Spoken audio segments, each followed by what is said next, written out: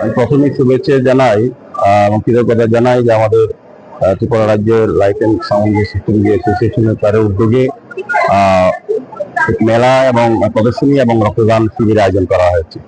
তো রক্তদান শিবির বা উৎসব আমরা সারা রাজ্যে আমরা পরিচালিত করি।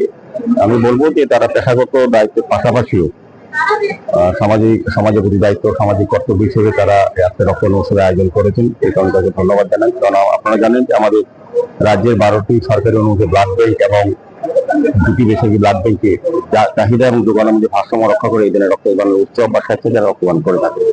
আমি বলবো যে আজকের এই উৎসবে যারা রক্তদান করতে এসছেন তাদের জীবনের শ্রেষ্ঠ কর্ম, শ্রেষ্ঠ মানব ধর্ম তারা পালন করছেন। তার রক্ত কোনো বিকল্প নেই, রক্তের বিকল্প যারা রক্ত দিচ্ছেন তারা যেন নিজের অন্য একটা মুমূর্ষু পরিবারকে বা এই রক্তবন্ধে আর 4টা পরিবারকে বাঁচাতে পারবেন, নিজেও কিন্তু সুরক্ষিত আছেন কিনা স্বাস্থ্যের দিক থেকে সেটা কিন্তু জেনে নেবেন। কাজে সার্বিক আমি বলবো রক্তদাতা এবং রক্ত গ্রহীতারা দুজনেই উপকৃত হচ্ছেন এবং এটা রাজ্যে আমাদের একটা বিশেষ জায়গা করে প্রত্যেকটি অংশের মানুষ, সরকারি পাশাপাশি বিভিন্ন প্রতিষ্ঠান, ব্যক্তি, রাজনৈতিক দল, সামাজিক প্রতিষ্ঠান এবং যারা আজকের এই অনুষ্ঠানে তাদের এই বিশেষ দিনে রক্তদানের উৎসব আয়োজন করেছেন। এখানে ধন্যবাদ জানাতে আমার থাকবে।